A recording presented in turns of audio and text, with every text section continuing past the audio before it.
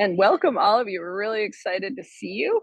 Um, I am going to take the next couple minutes, and Catherine, I'll turn it over to you first, and then we'll see, and Holly, and we'll see who else. But we're going to kind of do on our radar. And then again, this is things that aren't necessarily stuff that any of us, our partners, are doing. It can be, but things that we know are coming up or policy things we think might be of interest. Catherine?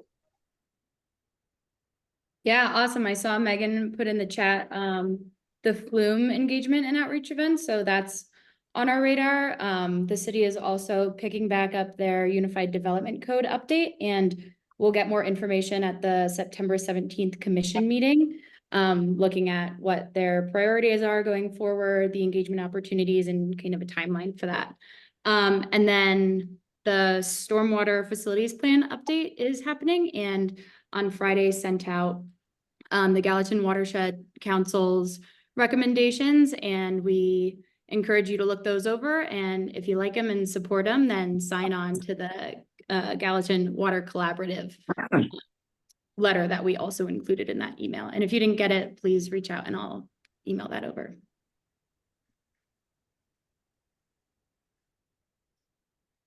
You're still muted, Karen.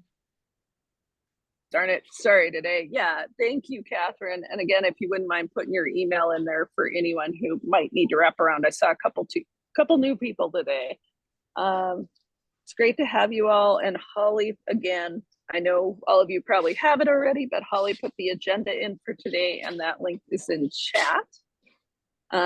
Any other kind of on our radar stuff that we need to kind of make sure everybody knows about before we get into the presentations today? Well, do I see you have something? Not sure. Okay, we'll catch you, and I know you're going to talk about water rights afterwards, so we'll come around. Anyone else?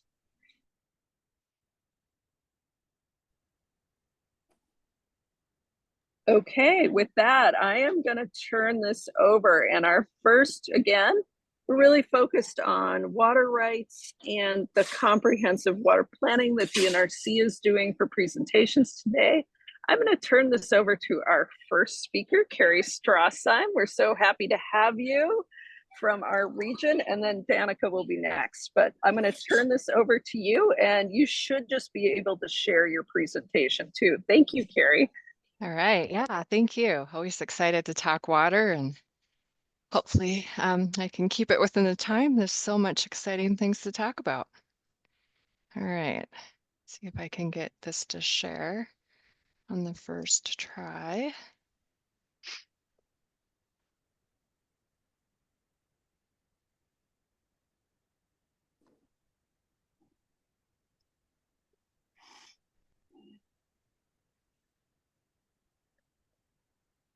Okay. Everyone see my first slide? All right. Thank you. Okay. I always start with our mission statement because that really talks about how we promote and coordinate the beneficial use, conservation, protection, and development of Montana water's resources. So you can see we've got this very fine balancing act that we are tasked with on allowing for conservation and protection and yet development, right? Those are kind of opposing sides of the water spectrum. So we are always trying to find a balance. So I, in my portion today, have three main points I'm kind of talking to, just kind of setting the stage of how we see our Gallatin water systems, water use in the Gallatin, touching on water rights very briefly, not going into too much technical and legal detail today. So I'm hoping to keep it all very big picture and understandable. And then going into some current events with an emphasis on the exempt wells. So starting with our water systems, we kind of have a bathtub aquifer here in the Gallatin. It's kind of a nice, easy way to picture. We're surrounded by mountains. We have this valley fill where it's a lot of gravels and other unconsolidated sediments that has water in it. So we kind of just call it a bathtub aquifer. What I've got pictured here, don't take into too much detail, but this is one of the water budget models that Alan English has worked on when he was with the local water quality district. So it just kind of shows some basic inputs and outputs that we see in our system today. So basically we've got snow and rain and coming out of the mountains through surface water tributaries and then under through groundwater.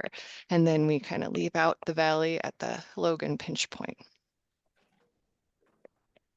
And then just, really basic groundwater.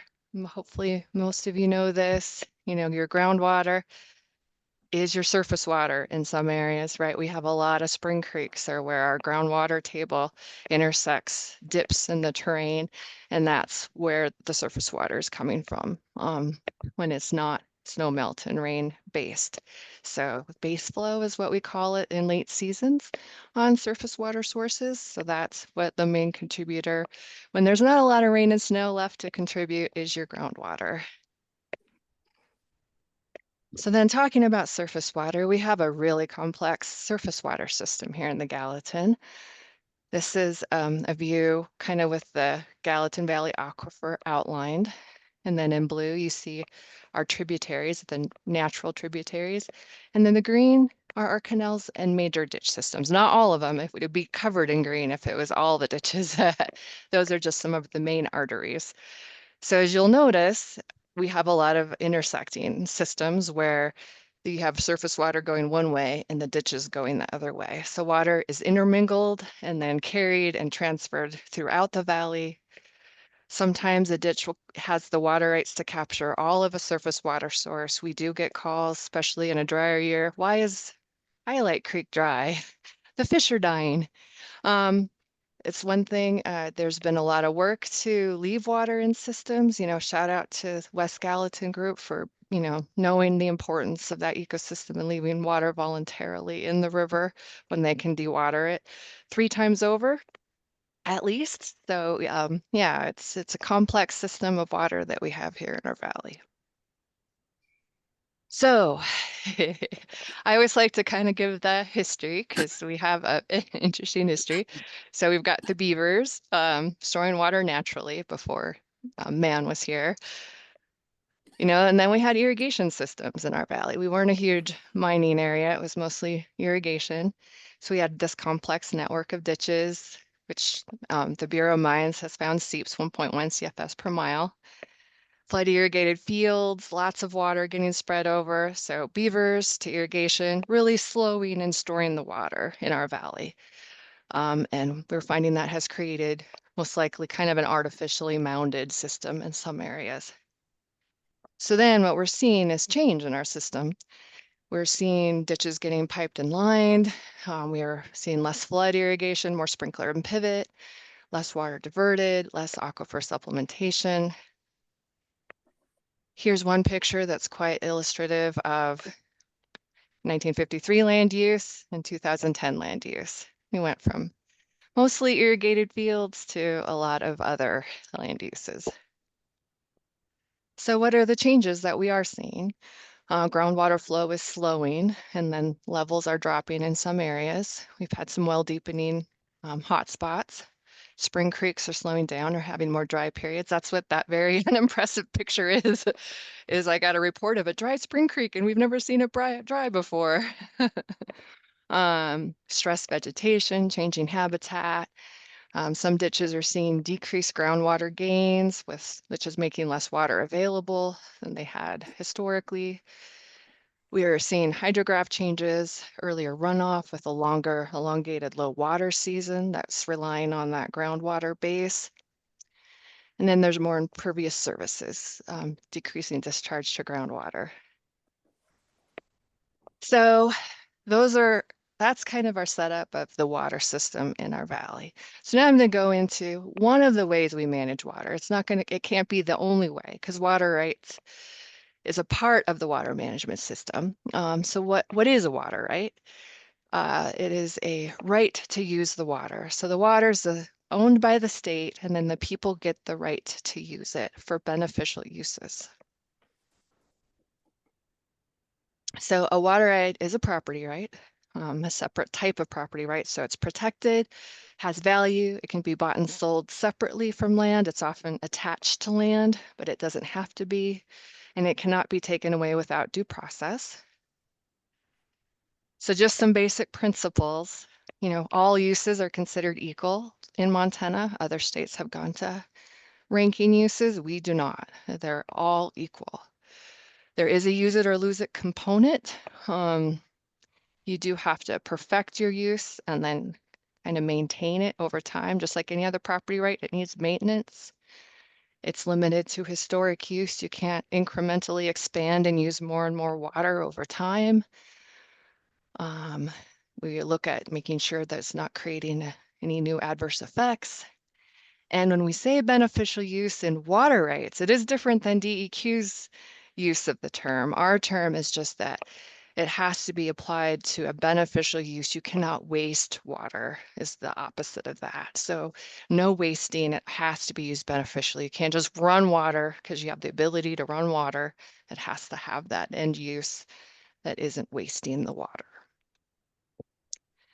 So we have a magical date in history, July 1st, 1973. Before that, uses are grandfathered in. After that, uses had to come through us, DNRC, to get permitted, or you notice this of the use if it was a small use. So that's when the Water Use Act set up all of that new water rights accounting. So what do we track for water rights? What are we trying to manage when it comes to a water right? Ownership, we need to know who owns it. We need to know the source of the water. We need to know the time the water is used. Some uses are year-round, some uses are seasonal. We need to know the amount of water that's getting taken instantaneously from that source. And then we need to know the amount of water that use is using within a year. So that's the volume. And then where it's used and what it's used for. And we track all that in our database. And then this is an example of an abstract, which shows that. And if you have water rights out there, I recommend you look at your abstracts and make sure they're all reflecting correctly. And just a quick note, well logs are not water rights. Well logs are different. They're a way to kind of keep track of the groundwater system, logging where the water's coming from, different aquifers and areas that have different aquifer sources. But we track water rights. And so that's a whole different form. I always like to point that out. But the MBMG has a great well log database, which is very useful to people. So check that out. So priority dates are the key for Western water management as opposed to Eastern water rights and water doctrine, which is if you can access it, you can use it. So that's why we always want to make sure people coming from the East, if you have a neighbor moving from the East, make sure they know it's not an access doctrine here. It's a priority date doctrine. They have to have that water right to use the water. And just for an example, on the Gallatin, West Gallatin, anything later than 1890 is pretty much a junior right. It's a high water claim. All the water pretty much was put to use on that source by 1890, and it's the majority of that's in irrigation. So this was a way for an adaptable system in the arid West where you have these high runoffs, but then hardly anything. It's a way to manage water, and it's been working. There are debates out there on whether we want to keep that going or not. But we do have late season water shortages that are common. And then surface water in our area is close to new appropriations. We are in a closed basin. And then groundwater was connected to surface water in about 2005 in the state of Montana. Took a court case. So this is just a quick map of where in the state we have closures and different sets of special circumstances, whether it's the basin closure, like I mentioned, controlled groundwater areas, or compact closures of water. So just some quick notes on water rights. Like I said, surface water is close to new water. Groundwater is connected to surface water. So now big groundwater uses have to mitigate any of the impact to surface water. We do still allow exceptions to permitting. So like small groundwater uses up to 35 and 10. I'll talk more about the exempt wells in a little bit.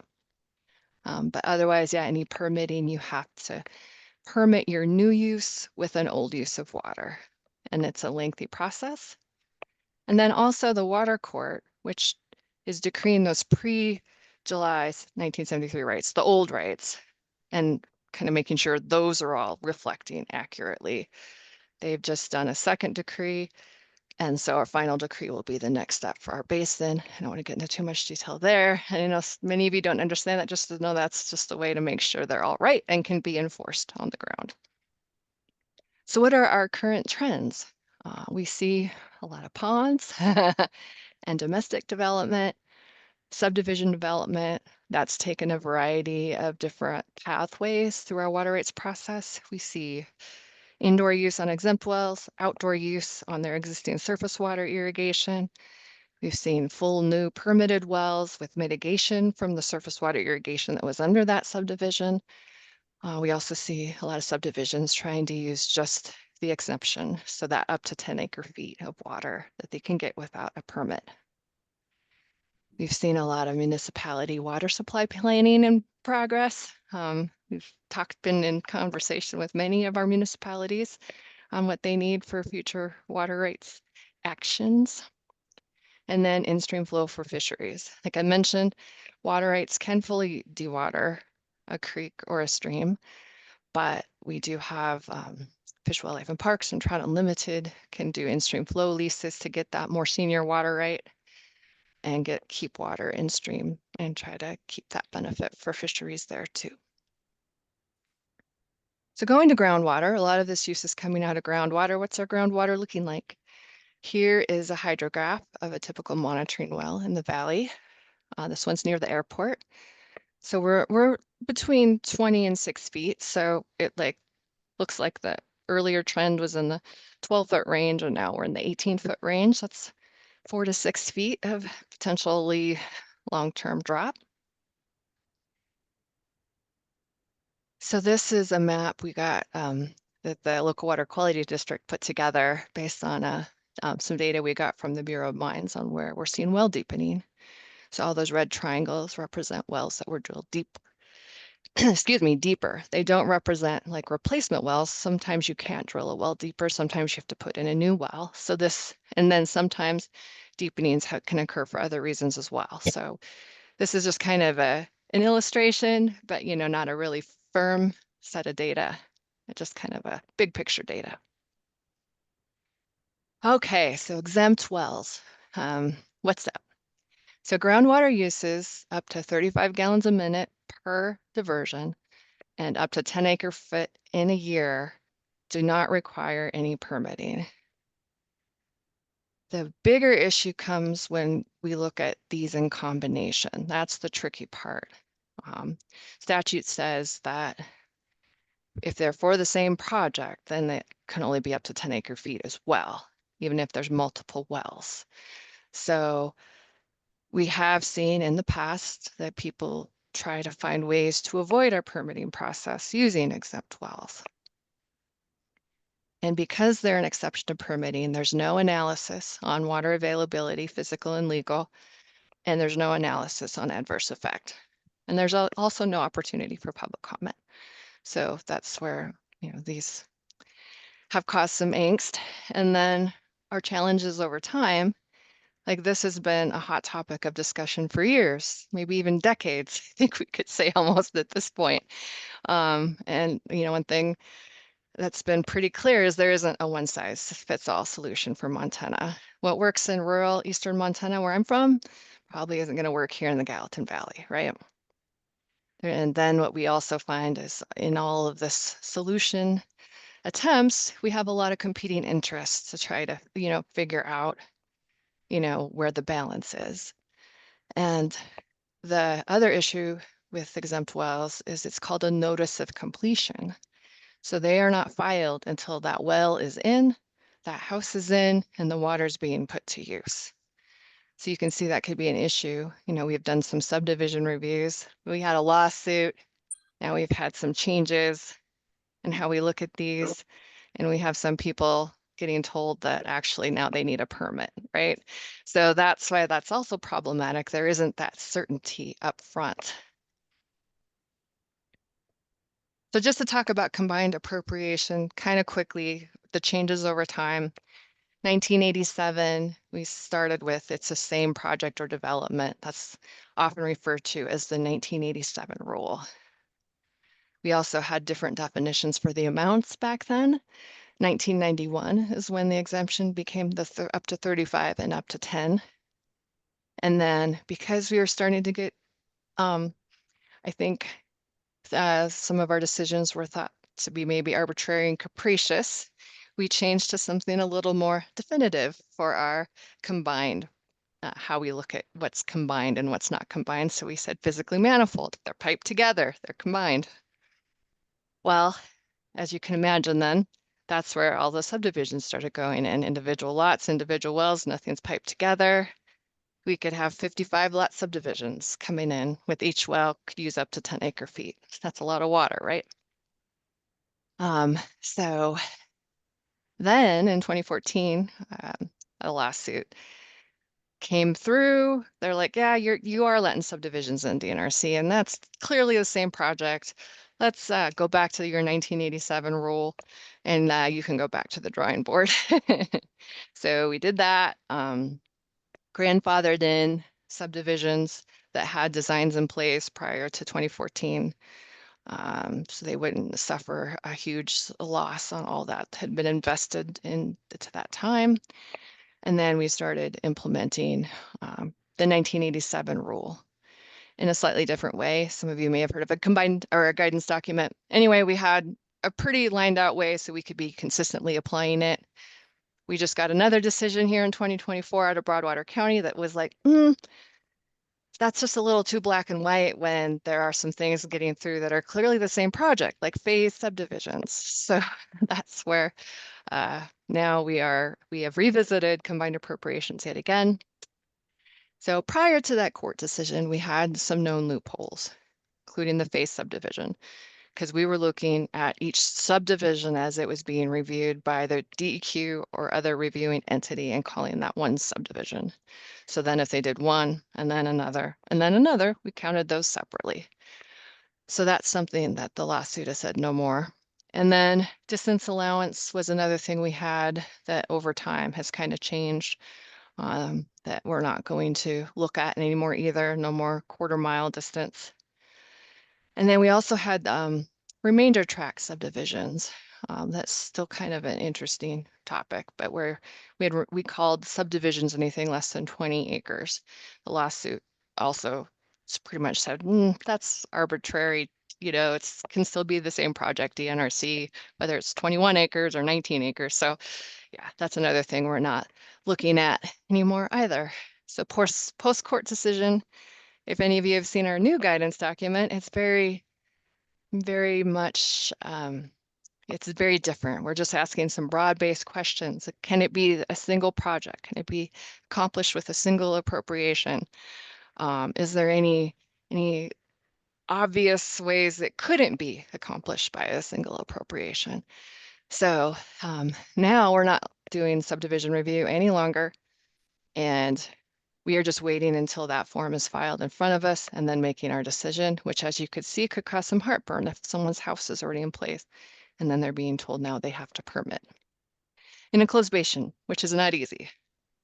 So that's part of our issues, and I am excited to start to segue to what Danica is going to talk about, because we've got a great stakeholder working group that is looking at these issues and trying to come up with solutions. So what we did for this working group is we put together a lot of data. So I'm going to show just a couple, some shots of the data. Here is a count of exempt wells per water basin. And as you can see, we have some hotspots in the state. And the Gallatin is one of those. And so here is a picture that just shows where some of the denser exempt well developments are. As you can see, it's kind of spread out through the valley. Here is a picture of the uses over time. So the green is the lawn and garden, the blue is domestic, orangey brown is stock, and then you can see some purple coming in later, which is fishery ponds. And then the others are just lumped into the gray. So I have always thought the controlled groundwater area could be a good tool for this valley to help manage our groundwater, because we know that water is tight here. We know surface water is over appropriated. We know groundwater is connected to surface water. So this is great. The Gallatin's become one of the focus aquifers getting discussed by stakeholder working groups for potential controlled groundwater area. If you look at this last slide I've got here, figuring out how we represent that has been discussed in the stakeholder working group. I don't believe they've picked one yet. We have aquifer boundaries. We have just stream buffers close to the surface water. We go to the different sub-watershed delineations. What this will look like is all still getting discussed. And so with that, I'm going to pass it to Danica. And let me stop sharing. Thank you so much, Carrie. That was a great overview. Really appreciate it. So now we're going to turn over to Danica Holmes, which is going to give us kind of looking forward on this foundation, what's going on with the group. And Danica, we're really excited that you're here and will help us understand this planning effort and help us start to understand how we might use some of the things you're working on. So Danica, I'm going to turn it over to you now. Yeah, thanks, Karen. I'm happy I get to share with everyone. For those of you that I haven't met, I'm Danica Holmes. I'm the Upper Missouri Water Planner in the DNRC's Water Resources Division. And I'm going to really give a high-level overview of the Comprehensive Water Review just because it's been going on for a year and a lot has happened. So just to dive right in, the purpose of the Comprehensive Water Review is really to evaluate and reform DNRC's administration of water to meet future needs and definitely to protect existing water users through a facilitated forum of stakeholders who have been working with the department to develop policy reforms for key challenges that we've identified. Both DNRC and the stakeholder working group understand that the results of this review really need to uphold the core principles of the Montana Water Use Act for current and future water users. The 17 stakeholders participating in this current 2023 to 2024 comprehensive water review represent irrigators, ranchers, municipalities, stock growers, tribes, industry, hydropower, private users, and conservation and recreation. I am going to be dropping some links into the chat kind of throughout this. I think this one might already be in the agenda, but we'll do it again. The two overarching topics being undertaken by this stakeholder working group are the final decree transition and what the long-term administration of water rights will look like once statewide adjudication is complete and the Montana Water Court sunsets. And two, water planning, growth, and exempt wells, and how we're going to meet our new water demands while, again, protecting existing water rights.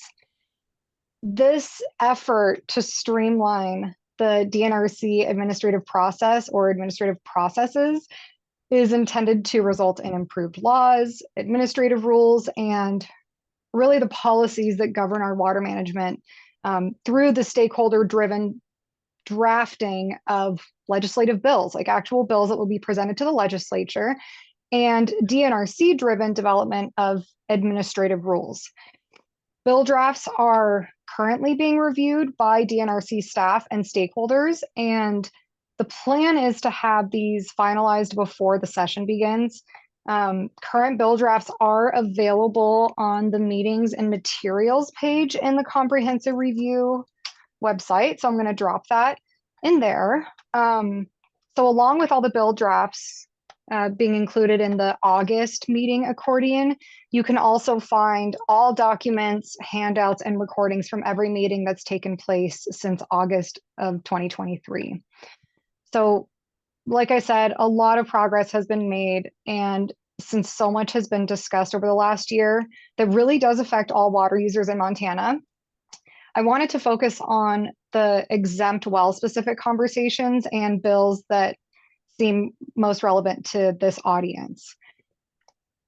This group, this stakeholder working group, really spent a lot of time at the beginning arguing about whether or not exempt wells are even a problem, and if they are, to what extent they present an issue. There were members of the group who didn't think that we had sufficient data to show that this was more than a speculative issue. DNRC then came in and provided support to the stakeholder working group by compiling a lot of data and that we'd already had and that we kind of had to discover along the way. And what we learned is something pretty obvious. We live in a really big state with a population that has a huge variety of interests and positions. Exempt wells are still a great option for some landowners, for example, in rural and eastern Montana, who use water differently than in more populated areas like the Gallatin Valley. And one thing that this stakeholder group really did reach consensus on quickly is that, like Carrie said, there isn't a one-size-fits-all solution. So the next step was really figuring out how we know where the use of exempt wells presents a problem or may present a problem in the future, and which of those problems need a policy solution. So based on a set of scientific criteria and metrics, DNRC identified 5 aquifers in the state where these criteria, based on the data, objectively are or aren't being met as an initial proposal for what we're calling red areas. Like Carrie said too, the Gallatin is one of those areas. And here we do, in our meetings and materials page, have this presentation from July that was given to the stakeholder group that brings these metrics together.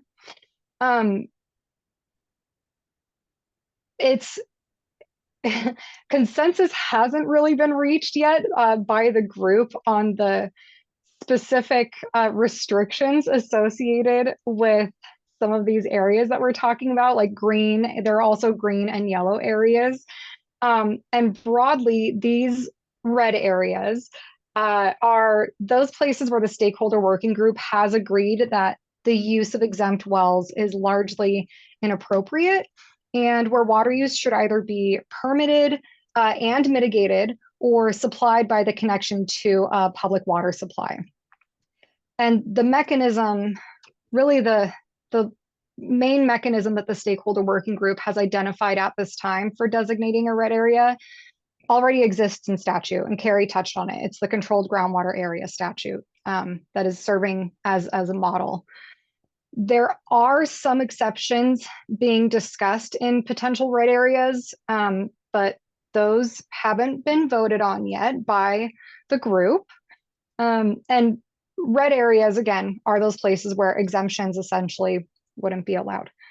Yellow areas are the same as green areas. However, they would be monitored to see if they should be designated as red or green. They kind of teeter that line. And in green areas, those are places where the data compiled and criteria established aren't showing us that these are the places with as much of an issue with regard to exempt wells. We do really want to allow for the intent of the exemption to continue in these green areas without also creating a continued pathway for people to just indefinitely circumvent the permitting process, which Carrie did a really great job touching on, like circumventing the process through this loophole that existed. So that's I know a ton of information, just high level on that part of exempt wells and area designations.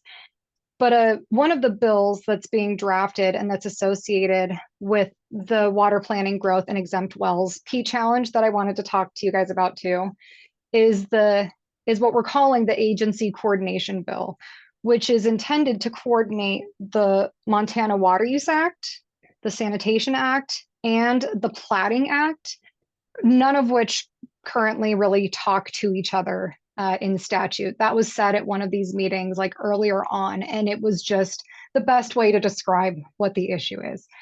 The goal of this bill is ultimately to clarify the roles and responsibilities of each agency involved in the process of reviewing new uses of permitted or permit exempt groundwater, and to address this proliferation of exempt water use that's been made possible by the loophole that Carrie was describing.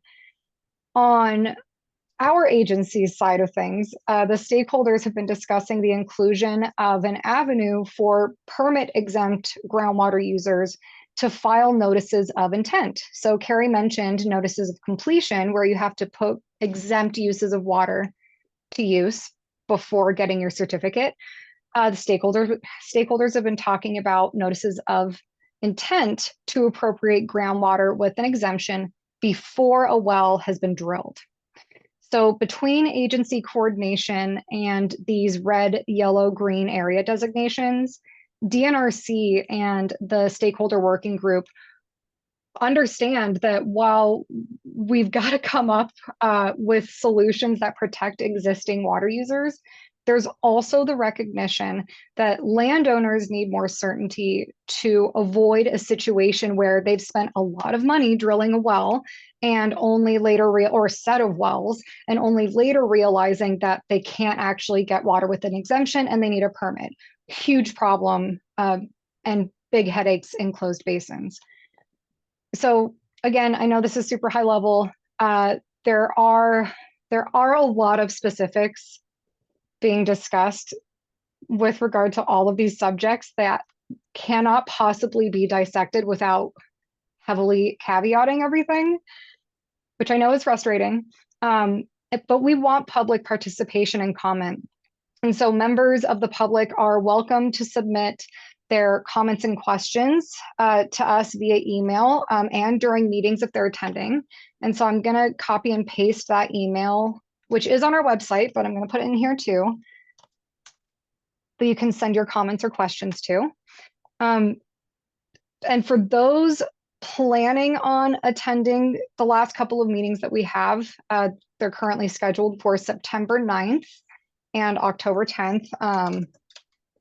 And October 10, I'm just going to put next comprehensive water review stakeholder working group meetings in the chat. And we do include Zoom links for those meetings, usually the week or so before they happen. If you plan on attending, highly recommend you do. You should probably have a look at the previous meeting materials and documents ahead of time, since most of the stuff being worked on right now have a lot of previous drafts. In the July meeting accordion, in the meetings and materials page, there's a planning growth and exempt wells comprehensive review update document. I'll throw that in there from July 30th that I think would be good to peruse, along with some policy questions and concerns and recommendations discussed by the stakeholders or stakeholder working group members that's provided in this document. And that one is in the August meeting folder. Either way, looking up past documents, just having a look through them would really help, in my opinion, better contextualize how the ideas being fleshed out by this group have evolved over the last year of meetings. And I will say that if you haven't been following along and attending these meetings this whole time, which I wouldn't blame anyone for not doing because it's a lot, now is a really good time. I think it's the best time to tune in as all of these ideas are finally being synthesized. So that's really what I have. I hope that kind of gave folks here an idea of what we've been doing and what the comprehensive water review is. There's a ton of information on our website that probably does a better job exploring this and describing it than I did, but thanks for the interest and for hearing us out.